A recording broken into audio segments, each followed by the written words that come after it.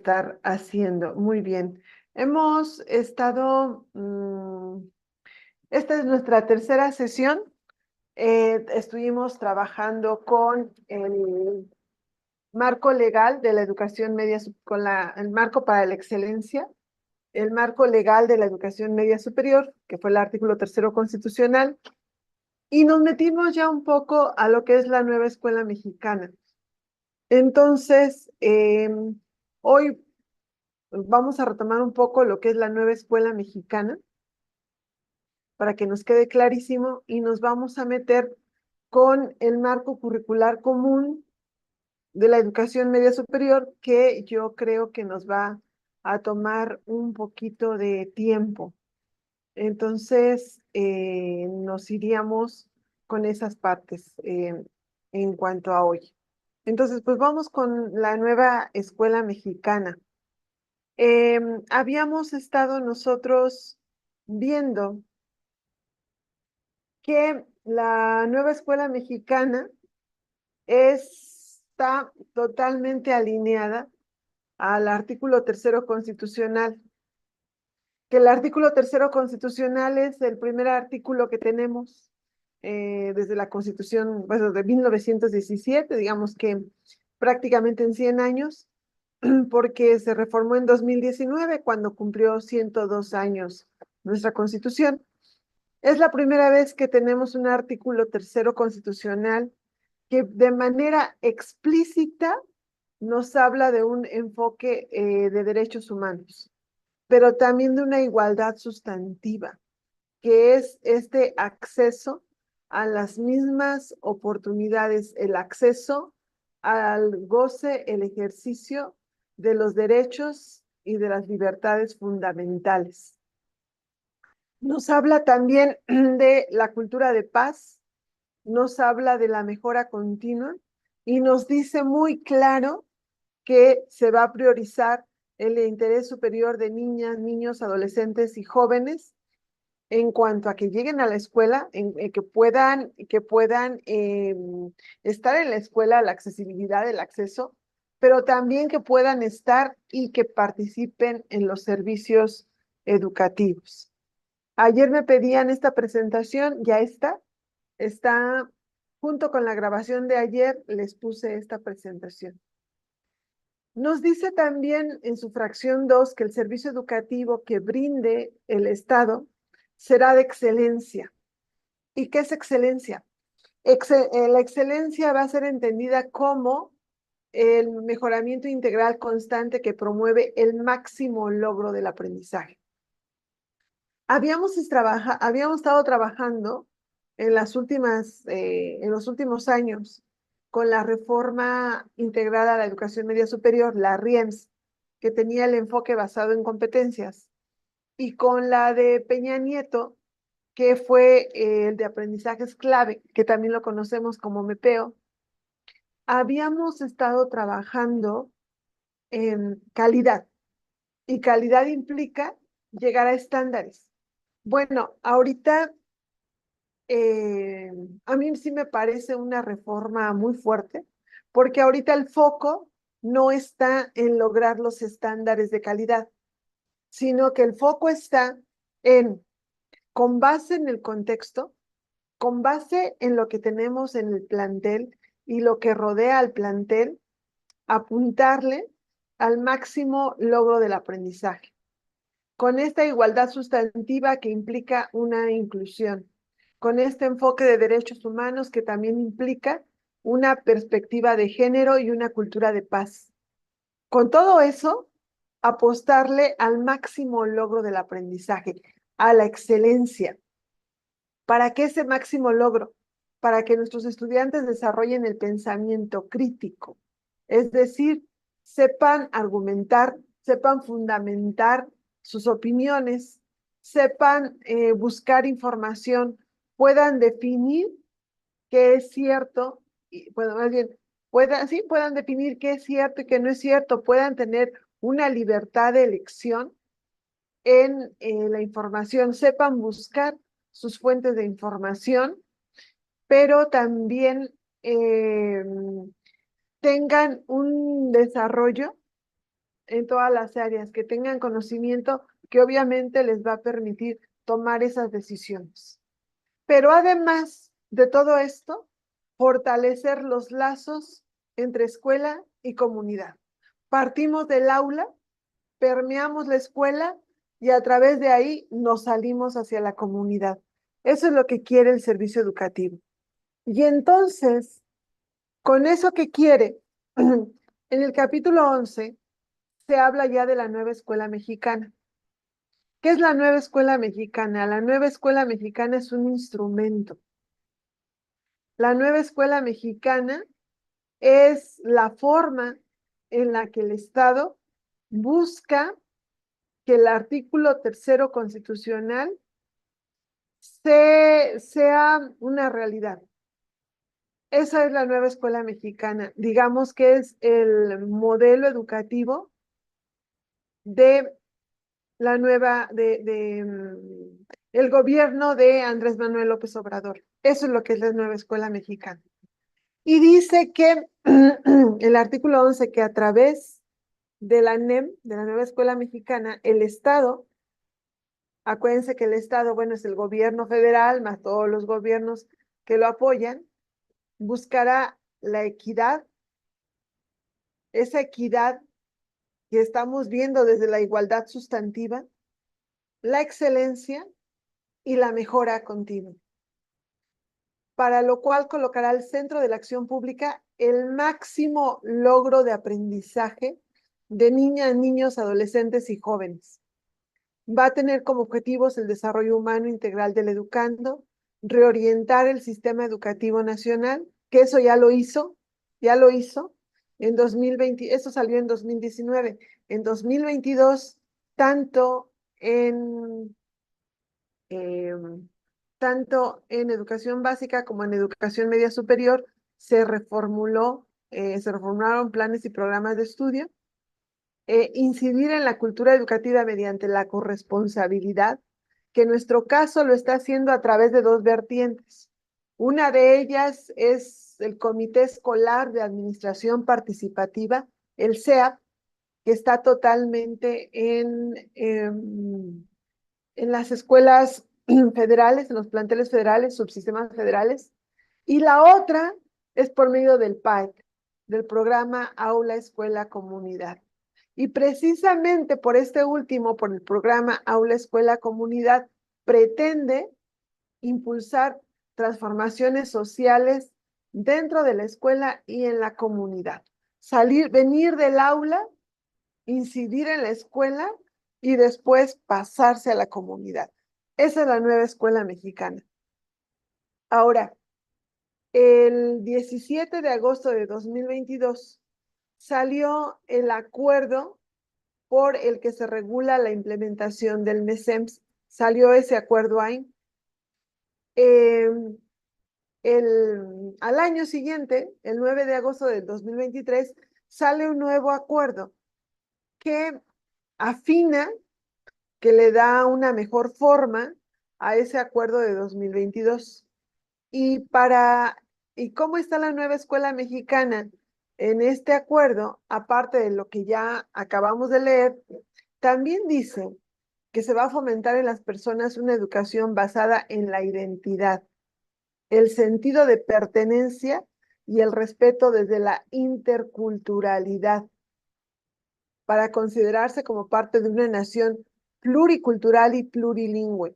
Recuerden que eso de pluricultural es la idea de un país donde todas las culturas puedan ser respetadas, donde todas las culturas sean dignas de ser vividas. Y plurilingüe, donde todos los idiomas sean respetados, donde todos los idiomas puedan hablarse sin ningún problema. Por eso habla de una nación pluricultural, no multicultural, sino pluricultural, y una educación plurilingüe, no multilingüe, sino plurilingüe. Entonces, está muy fuerte esta parte de la identidad. La nueva escuela mexicana busca la identidad, no solo entre nuestros estudiantes, sino también con nosotros. Recuerden que una pregunta de la entrevista fue precisamente cómo desde nuestro plan de mejora fomentábamos este sentido de pertenencia, pero además nuestro propio sentido de pertenencia y nuestra propia identidad con respecto al plantel al cual pretendemos llegar a trabajar, al cual aspiramos dirigir. Entonces, está muy fuerte esto de identidad y sentido de pertenencia. Nos habla también de la responsabilidad ciudadana, por eso está el PAEC, por eso este proyecto con el, el INA, no es cierto, estoy diciendo tonterías, el Instituto Nacional de Alfabetización para Adultos, el MONAE, eh, también la participación en la transformación de la sociedad al emplear el pensamiento crítico y el respeto y el cuidado al medio ambiente. Aparece el párrafo que está al final, aparece en 2023 y dice que, bueno, sí, todo eso, eso es lo que, es solamente para redondear. Eso es lo que busca la nueva escuela mexicana. Y entonces, aquí nosotros en COSFAC, que es la Coordinación Sectorial de Desarrollo Docente, aquí en COSFAC nosotros tenemos, donde dice propuesta del marco curricular, una serie de documentos que tienen que ver con la nueva escuela mexicana. Primero, una de las cosas que no hizo la SEP fue explicarle a los padres de familia qué era la nueva escuela mexicana. Entonces, con el primer documento, lo que hace la SEP, pero hasta hace apenas un año, menos de un año, intentó explicar, miren, en 2023, intentó explicar lo que era la nueva escuela mexicana. Y entonces, en este documento está esta parte que yo les estoy comentando. Por ejemplo, está dirigido a padres. Es un proyecto educativo con enfoque crítico, humanista y comunitario para formar estudiantes con una visión integral.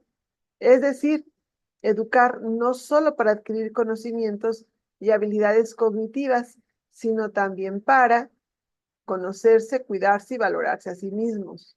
2, aprender acerca de cómo pensar y no en qué pensar. 3, ejercer el diálogo como base para relacionarse y convivir con los demás.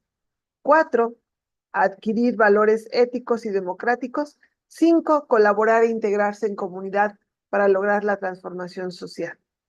Sigue hablando todo este documento de cómo surge, habla también de cuáles son las principales características y ahí están las principales características de la nueva escuela mexicana. Se vincula con la comunidad. No podemos entender esta visión de este gobierno que tenemos si no es relacionado con el contexto. Esto es muy importante.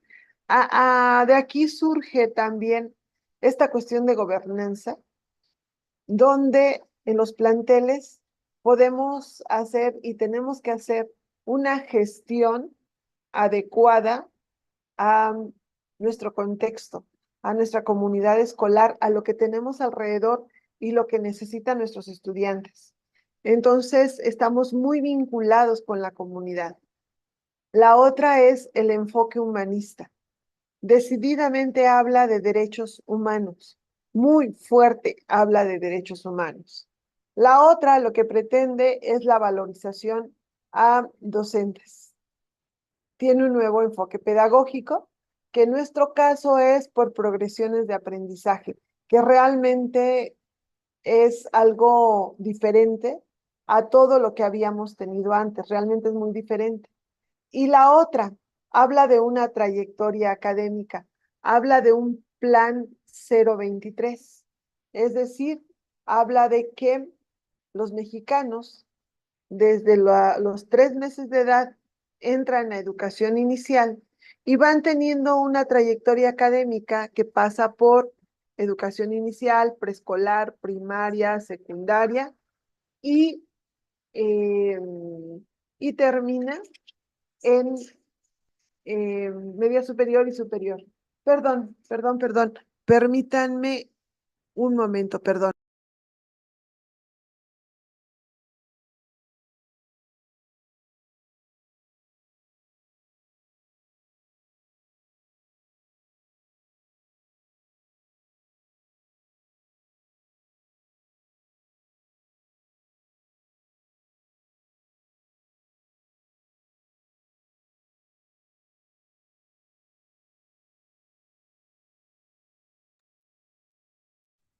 Gracias, disculpas.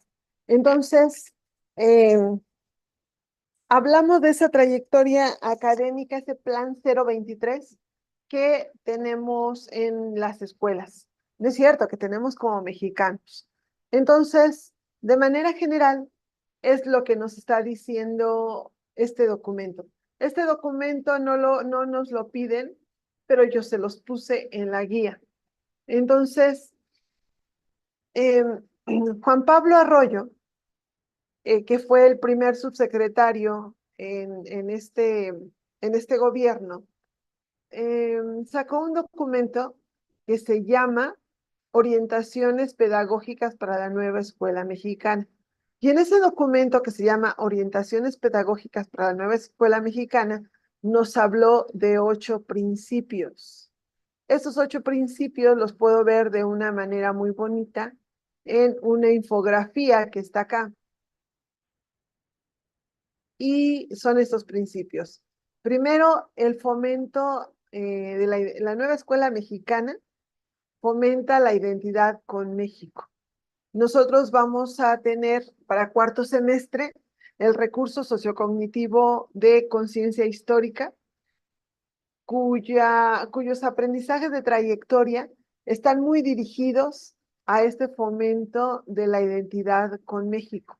Pero también, no sé si han visto el programa, las progresiones de aprendizaje de recursos socioemocionales, también están dirigidas especialmente a actividades artísticas y culturales.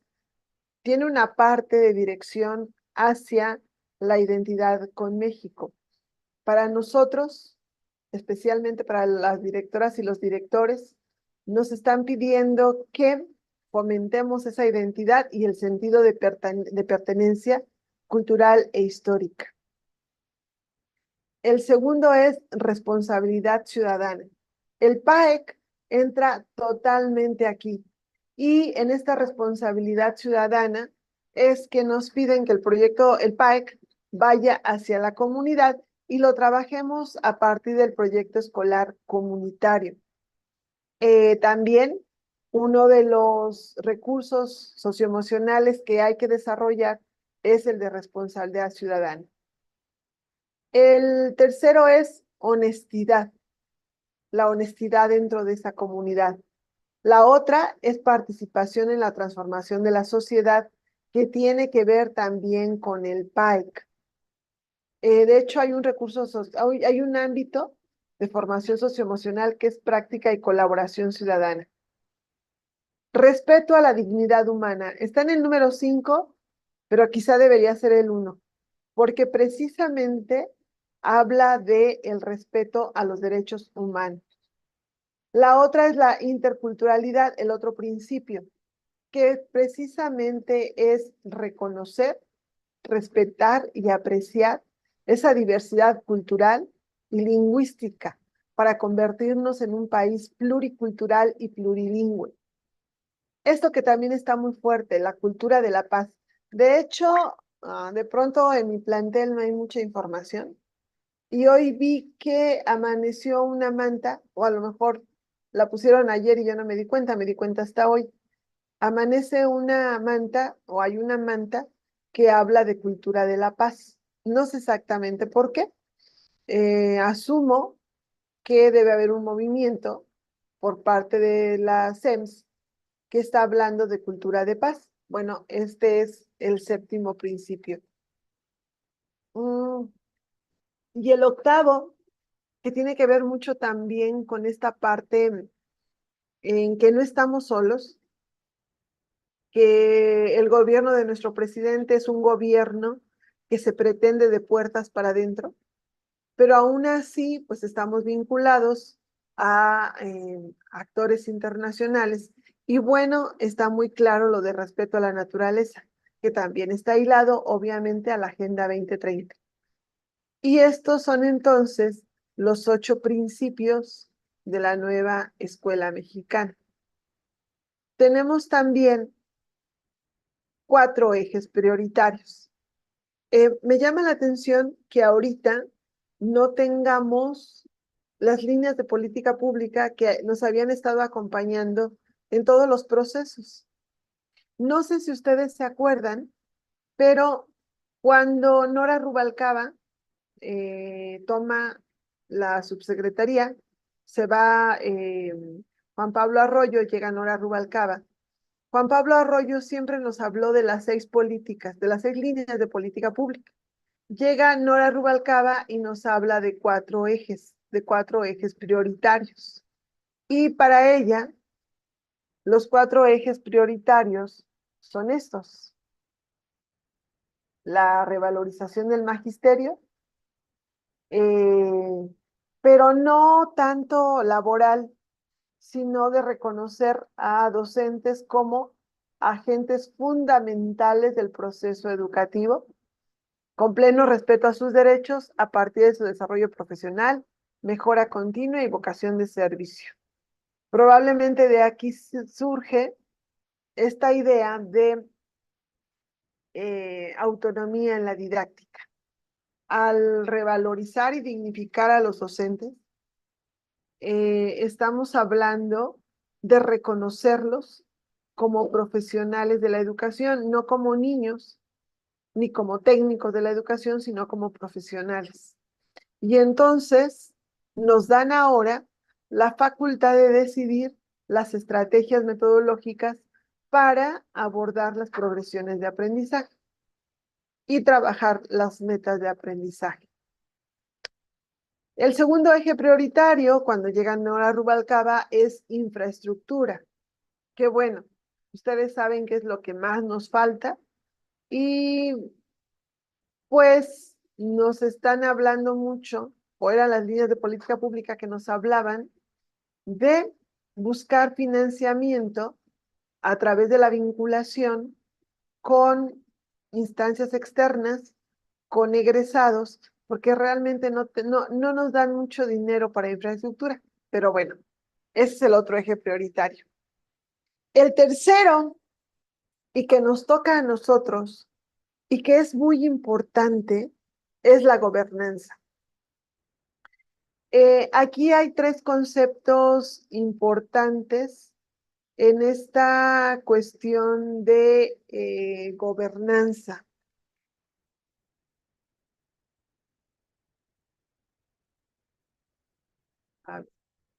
Hay algo muy importante en esta parte de gobernanza. Nosotros podemos hablar de gobernanza, gobernabilidad y autonomía de gestión.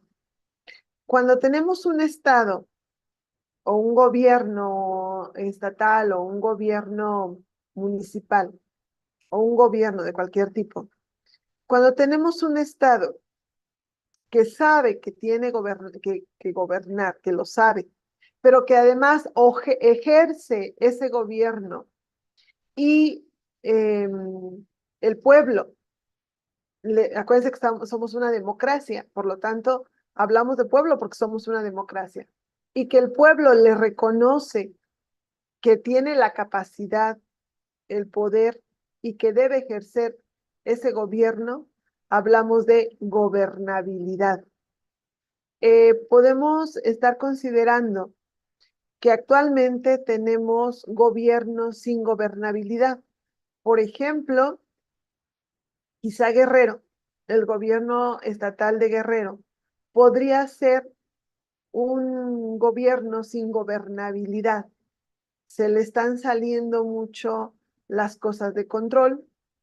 Guanajuato, Morelos, Veracruz, está perdiendo la autoridad moral que debería tener ese gobierno. Esa es gobernabilidad. Esa gobernabilidad que tiene que hacer en múltiples sentidos. Pero hay un concepto que ha estado avanzando y que es el concepto de gobernanza. Y en estas democracias hemos estado esperando que el gobierno, con esta gobernabilidad que debe poseer, nos dé todo lo que necesitamos. Y hemos estado en un fenómeno eh, que por lo menos a muchos estudiosos les parece excelente, en donde la sociedad civil se está organizando y está provocando cosas que habitualmente le tocarían al gobierno. Por ejemplo, en nuestro caso, ¿qué? En nuestro caso sería agenciarnos de recursos. En nuestro caso sería determinar cómo vamos a llevar el PAEC. En nuestro caso sería adecuar nuestras condiciones a nuestro contexto. Lo que nosotros tenemos, la escuela que tenemos, adecuarla al contexto, aunque en la mayor parte del subsistema se trabaje de otra manera, porque estamos adecuando a nuestro contexto. Y de ahí vendría autonomía de gestión. Entonces, la gobernanza es un término muy importante. Es un término, dice polisémico, tiene muchos significados, pero aquí está, implica en su connotación reciente y más generalizada una nueva forma de relación entre el Estado y la sociedad civil. Lo que para algunos puede ser un camino para la participación de la ciudadanía en el manejo de su destino, para otros puede propiciar un Estado que se deslinde de sus responsabilidades. En el caso de nosotros, me parece que lo, los directores, las directoras, deben ejercer esa gobernanza. En los planteles federales, las directoras y los directores tienen más manga ancha, tienen mayor campo de acción para ejercer la gobernanza, dado que, por ejemplo, las aportaciones voluntarias le llegan al CEAP y junto con el director, la directora, tendrían que determinar ese proyecto de inversión, aunque ya venga precargado, ya venga predeterminado de las direcciones generales, pero tendrían que determinar para dónde se puede ir ese dinero, qué es lo que queremos hacer. Pero eso es en la gestión de recursos financieros.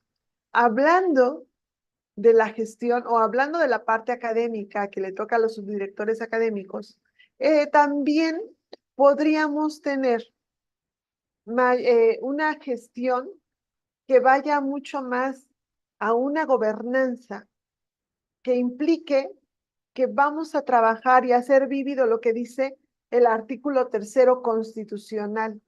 Vamos a ver ese contexto, vamos a incidir en la comunidad y vamos a lograr o vamos a apuntarle al máximo logro del aprendizaje. Obviamente con las condiciones en las que nosotros tenemos. Es necesario que ejerzamos esa gobernanza, pero obviamente me parece que nosotros estamos en una posición privilegiada, que a veces no la ejercemos. Antes de 2015, los puestos directivos eran un premio. A ti te daban un puesto directivo si le caías bien a alguien, entonces te llamaba a participar. Muchos hicimos una carrera directiva porque supimos relacionarnos y llegamos a tener puestos muy altos. Otros, muy rebeldes, nunca dimos nuestro brazo a torcer Y pues nunca pasamos de docentes, aunque tuviéramos las facultades, porque era muy complicado para nosotros alinearnos a lo que decía una autoridad que a veces juzgábamos que no era adecuado. Después de 2015, estamos concursando por cargos directivos y entonces ya no le debemos nada a nadie. Y entonces, en ese no deberle nada a nadie, porque mi puesto directivo yo me lo gané a través de un concurso, tendríamos que tener la libertad y tendríamos además que pedirla y ejercerla. Tendríamos que tener la libertad, tendríamos que tener el criterio. Yo me atrevo a decir que tendríamos que tener los arrestos suficientes para determinar, junto con nuestra comunidad escolar, qué necesitamos para nuestra escuela. Y entonces podríamos ejercer esta gobernanza. Esto es algo muy importante. Hablamos de una dignificación y revalorización docente, pero muchas veces nuestros docentes se sienten solos. Se sienten solos porque no encuentran un interlocutor académico en la escuela o porque quien dirige la escuela no ve el contexto que tiene, sino que sigue ciegamente las directrices que emanan de las direcciones generales o de las oficinas estatales. Entonces, vean ustedes cómo la misma nueva escuela mexicana nos está pidiendo que tomemos a nuestra comunidad escolar de la mano, que veamos qué es lo que necesitamos entre todos. De hecho, nos están pidiendo que hagamos un plan de mejora continua con toda la comunidad, que no lo hacemos muchos de nosotros, y que en este tomarnos de la mano, metafóricamente hablando, en un verdadero trabajo colaborativo, colegiado en el caso de los docentes, podamos determinar qué es lo que necesitamos para nuestra escuela, con valentía, con decisión y viendo siempre el máximo logro del aprendizaje de nuestros estudiantes, que es lo que nos está pidiendo la nueva escuela mexicana. Vean cómo este concepto realmente es muy importante. Y son las directoras y los directores quienes tienen que liderarnos para ejercer esta gobernanza. Y son las supervisoras y los supervisores quienes tienen que acompañar, asesorar a los directores para que realmente sepan cómo ejercer esta gobernanza.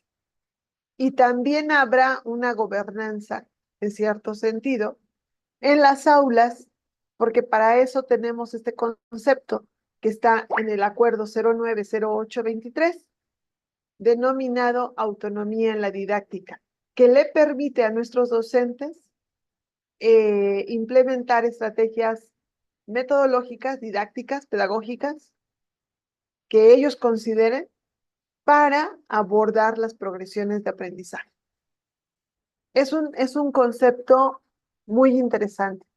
Ojalá que, supongo que va a venir el examen, pero ojalá que también ya en el ejercicio de su función, directoras, directores se atrevan a ejercerlo, porque es un poco complicado, pero sobre todo, bueno, yo he ocupado algunos puestos, no muchos, bajitos, muy bajitos, desde 2015. He sido jefa de departamento, subdirectora, pero esta tranquilidad que te da el saber que tu puesto te lo ganaste y que no le debes nada a nadie es excelente, porque entonces puedes mirar mejor por el interés superior de tus estudiantes, mucho mejor. Pero claro, estoy metiendo ya en política un poco, pero bueno, ahí está. Entonces, el PAEC también tiene que ver con esta gobernanza. ¿Qué necesitamos para esta escuela? Y aquí está. Los integrantes de la comunidad escolar y social participan en la toma de decisiones, emprenden acciones de manera conjunta y se corresponsabilizan de los resultados sin perder de vista el rol de cada uno de ellos. Le quitan, más bien, no estamos esperando en la gobernanza que venga la dirección general o que venga la SEP o la SEMS o el gobierno federal o estatal a darnos lo que necesitamos. No, me encantaba como un directivo que conocí siempre decía, es que no nos han dado indicaciones. Ya estábamos en agosto, ya casi para implementar progresiones de aprendizaje y es que no nos han dado indicaciones. No, es que no te tienen que dar indicaciones. Tienes que tomar a tu escuela y dirigirla.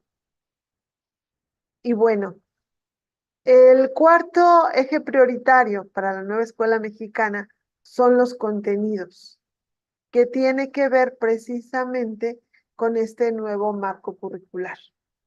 Y esos son entonces los cuatro ejes prioritarios de acción a trabajar en largo plazo de la nueva escuela mexicana.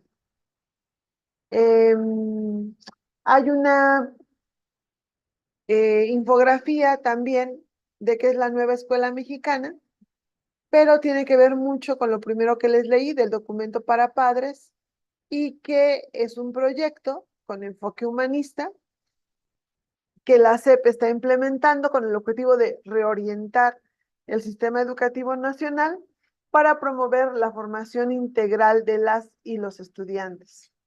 La implementación de la NEM es un proceso gradual y de largo plazo. Entonces, está en pleno esta idea que tiene el gobierno de López Obrador de lo que debe ser el Estado. Y bueno, pues finalmente, y eso es algo que no podemos dejar de tomar en cuenta, cada gobierno tiene su visión de nación, su visión de país y las reformas a la educación, a la salud, a las cuestiones sociales, a la economía, van a estar de lleno, caen de lleno en esa visión que tienen. Hasta aquí, no sé si tengan alguna pregunta.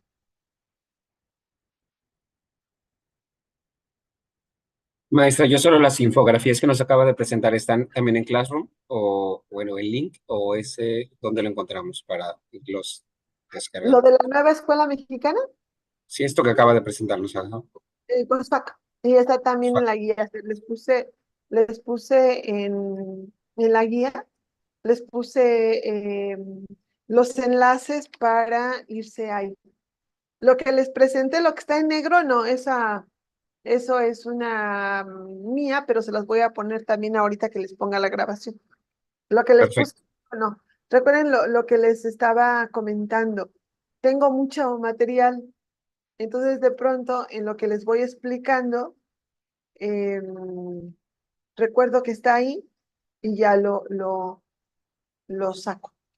Entonces, eso es en la manera en la que lo hago y bueno, las que no tengan la guía yo se las voy poniendo ahí. No sé si tengan alguna pregunta hasta aquí. ¿No? ¿Ninguna? No, no, maestra, todo, No, todo maestra, gracias. muy bien. Les voy a presentar algo que no, también viene en la guía, también se los puse en la guía, y es una presentación que preparé para evaluación formativa. Bueno, primero la preparé para un congreso y luego se fue para lo de evaluación formativa, pero no me importa evaluación formativa porque a ustedes no me acuerdo si a los subdirectores académicos se los van a preguntar, no me acuerdo. Pero a los supervisores, a los directores y a los jefes de departamento no se los van a preguntar. Quizá evaluación formativa sí se la pregunten a sus directores académicos. No me acuerdo ahorita. Pero lo importante de esta presentación, que sí la tienen en la guía, no es evaluación formativa, sino explicarles cómo está la nueva escuela mexicana en educación básica y en educación media superior. Eso es lo que quiero con esta presentación. Tenemos a una flor. Esta flor, esto es la flor de educación básica. Esto que tenemos aquí es un diamante, el diamante de educación media superior. Ese diamante de educación media superior está circundado por, ese es el diamante. Son triángulos. Son 4 triángulos al centro y luego 3 lados que están así como que circulares. Esto es el diamante. Ese diamante está circundado, válgaseme la redundancia, está circundado por un círculo. Muy bien. Entonces tenemos la flor de educación básica y el diamante de educación media superior. El centro de educación básica son las niñas, niños y adolescentes. Y alrededor de ellos, acompañándolos, conteniéndolos, digamos que protegiéndolos, por así decirlo, está la comunidad. En educación básica tenemos 4 campos formativos: saberes y pensamiento científico, ética, naturaleza y sociedades, de lo humano y lo comunitario, y lenguajes. Estos 4 campos formativos son lo que podríamos llamar para nosotros el currículum fundamental. Digamos, es lo análogo. Y lo acompañan 7 ejes transversales, 7 ejes rectores transversales. Es decir, los campos formativos, saberes y pensamiento científico, ética, naturaleza y sociedades, de lo humano y lo comunitario, aquí es donde entra educación física, aquí es donde entra tutoría, aquí es donde entra arte y lenguajes. Esto es acompañado o es atravesado por igualdad de género, por apropiación de las culturas a través de la lectura y la escritura, por la inclusión, por el pensamiento crítico, por artes y experiencias estéticas, por vida saludable y por interculturalidad crítica. Es decir, que yo puedo trabajar ética, naturaleza y sociedades con 1, 2, 3 o los 7 ejes rectores. Yo puedo trabajar, por ejemplo, de lo humano y lo comunitario desde la igualdad de género. Y entonces voy a trabajar los procesos de desarrollo de aprendizaje enfocados a igualdad de género, que a lo mejor también puedo meter inclusión y pensamiento crítico. Y entonces voy trabajando con esos 7. En el caso de nuestro diamante, el centro son los recursos sociocognitivos transversales, pero el centro del centro es lengua y comunicación. Estos 4 recursos sociocognitivos transversales, como su nombre lo indica, son recursos, son herramientas que los estudiantes deben apropiarse para acceder a las áreas de conocimiento, a las ciencias sociales, a las ciencias naturales y a las disciplinas humanísticas. Pero esto es lo duro, el currículum fundamental es lo duro. Debemos rodear a nuestros adolescentes y jóvenes de habilidades blandas. Debemos ayudarles a que desarrollen 3 recursos, 3 herramientas socioemocionales, que desarrollen responsabilidad social, que desarrollen integridad física corporal y que desarrollen bienestar afectivo y socioemocional. ¿Cómo lo hacemos? Por medio de 5 ámbitos de formación socioemocional: actividades artísticas y culturales, actividades físicas y deportivas, educación para la salud, educación integral en sexualidad y género y práctica y colaboración ciudadana. Esto es, pues, el marco curricular, tanto de básica como de educación media superior. En educación básica, el eje es, o una de las cuestiones principales es el interés superior de niñas, niños y adolescentes. Para nosotros es el interés superior de adolescentes. Ellos trabajan procesos de desarrollo de aprendizajes, porque apenas los están enseñando a aprender habilidades básicas. En nosotros se supone que ya deben traer esas habilidades básicas y que entonces nos vamos a ir por progresiones de aprendizaje. Ambos trabajamos con metas de aprendizaje porque ambos tenemos aprendizaje de trayectoria. Para ambos nos están pidiendo metodologías activas, donde el estudiante realmente sea partícipe y el estudiante realmente construya su conocimiento. En ambos nos piden proyectos comunitarios. En básica le piden 3 tipos de proyectos: de aula, de escuela y de comunidad.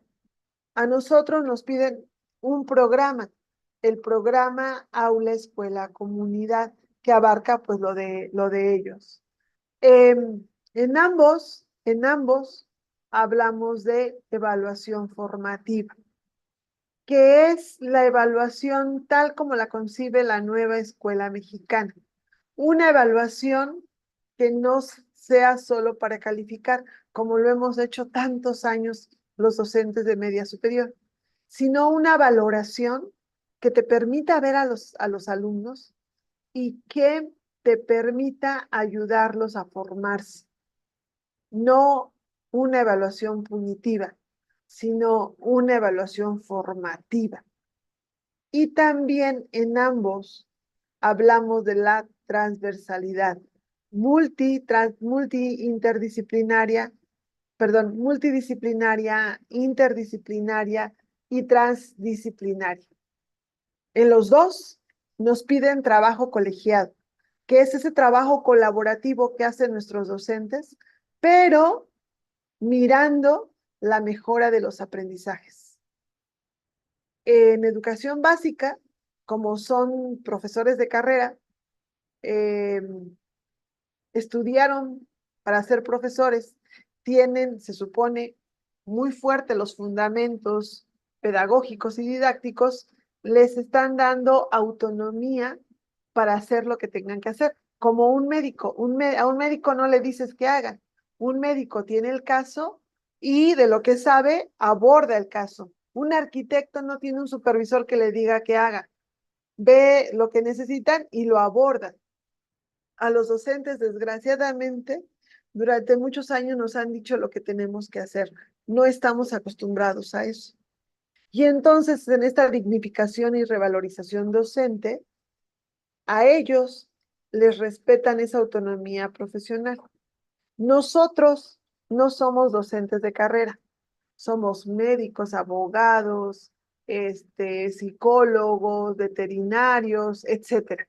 No somos profesores de carrera. Por lo tanto, a nosotros no nos dan autonomía profesional, no se puede. Lo que nos dan es autonomía en la didáctica. A las escuelas de educación básica les dan autonomía curricular. Ellas determinarán qué contenidos van a abordar y cómo, y qué proyectos van a hacer y cómo. La idea es que ellas solas se manejen de acuerdo a su contexto. A nosotros no nos dan autonomía curricular, a nosotros nos dan gobernanza. Y todo esto viene de esta parte de la nueva escuela mexicana. Así que esto es entonces esta visión de nueva escuela mexicana en las escuelas.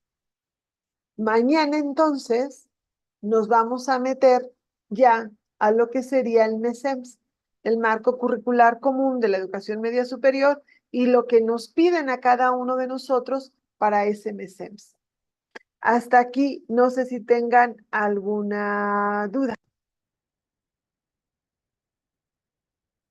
algo que comentar.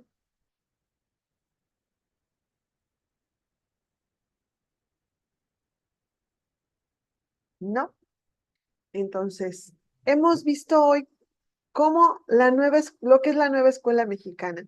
Es muy importante que ustedes se apropien de esto que es nueva escuela mexicana, porque el sentido de nuestro examen está sobre la nueva escuela mexicana. Las preguntas que nos hagan, tenemos que verlas desde esta perspectiva que tenemos de nueva escuela mexicana. Desde ahí tenemos nosotros que responderlas. Así que sí es muy importante que tengamos clarísimo lo que es la nueva escuela mexicana.